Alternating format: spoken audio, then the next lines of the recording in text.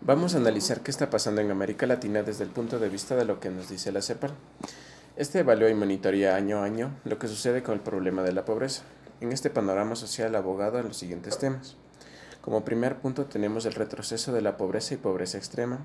En algunos países ya se han realizado ajustes fiscales. La igualdad con fundamento de desarrollo, en donde se realizan análisis de la desigualdad de ingresos por lo que traemos nuevas mediciones, sin embargo algunas no han sido suficientes y exactas. Las tendencias recientes al gasto social, en donde se analiza la tendencia del gasto central, y las dinámicas migratorias, en donde se desafía la inclusión y la protección social. Dentro de la migración existe la migración interregional, la cual ha aumentado y eso está metiendo presión a los países latinoamericanos, y en donde se exige la urgencia de diseñar pactos sociales que reflejen mejor estas condiciones. La igualdad no es un tema nuevo para la CEPAL, ya que se viene abordando desde el año 2010, ya que se habló de la hora de la igualdad, donde se consideró la igualdad como un derecho.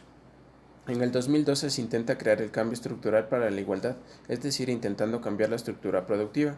Debido a que la economía es muy heterogénea, para el 2014 ya se venía debatiendo sobre los pactos para la igualdad.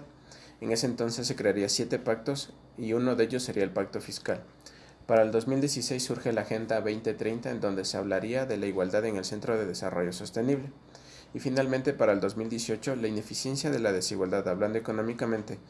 No existe una relación directa entre el crecimiento y la igualdad, por lo que se llega a la conclusión que se requiere crecer para igualar e igualar para crecer. Continuando, tenemos las tablas de retroceso en la pobreza y la pobreza extrema, en donde se observa que la pobreza en el 2002 al 2014 hubo una gran disminución de la pobreza y pobreza extrema. Sin embargo, para el 2015 observamos con más preocupación que se reaviva la pobreza y sobre todo la pobreza extrema, de tal manera que, en números absolutos y desafortunadamente, para el 2019 esta situación puede empeorar. Hoy por hoy 185.000 millones de personas son personas pobres, de las cuales 66.000 se encuentran en pobreza extrema. Lo que se tiene es que para el 2019 la pobreza se recrudecerá para 191.000 y 72.000 respectivamente. También se presenta una desagregación de lo que se considera muy importante, porque cuando se habla de no dejar a nadie atrás, eso implica visibilizar las brechas entre diferentes grupos de la población y áreas de residencia.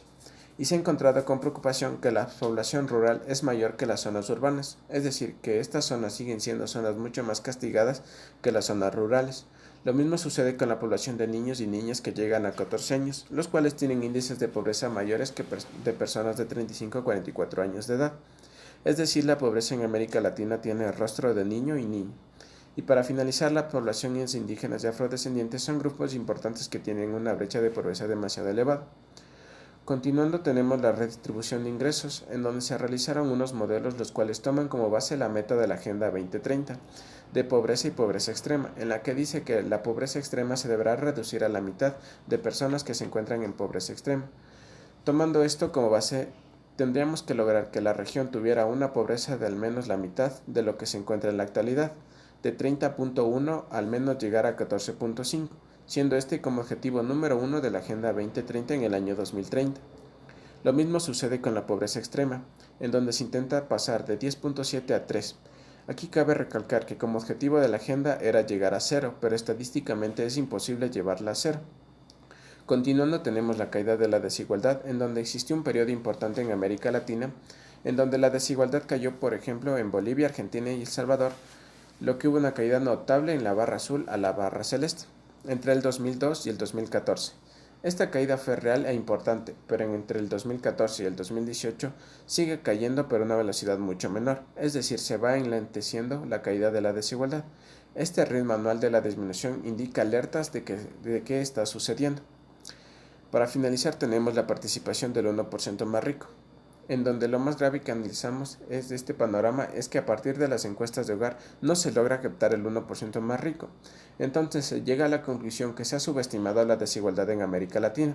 ¿Pero por qué sucede esto? Cuando entramos a fondo en los registros tributarios podemos ver que en el caso de Colombia, Uruguay y Chile, cuando las encuestas de hogar nos indican que la participación del 1% más rico en el total de ingresos es de 7.5, indica las encuestas de hogares. Cuando nos vamos a la información tributaria es de 22.6 y finalmente cuando vamos a analizar los bienes patrimoniales nos da el 26.5. Estamos captando la diferencia. Esto sucede porque cuando los encuestadores de la población considerada como el 1% más rico no apoyan a estas encuestas, Debido a esto se podría decir que la desigualdad ha sido calculada de manera errónea. Sin embargo, todo el mundo habla de que no está mejorando el índice de desigualdad, pero esto se sucede debido a que el índice de Gini no está calculado correctamente.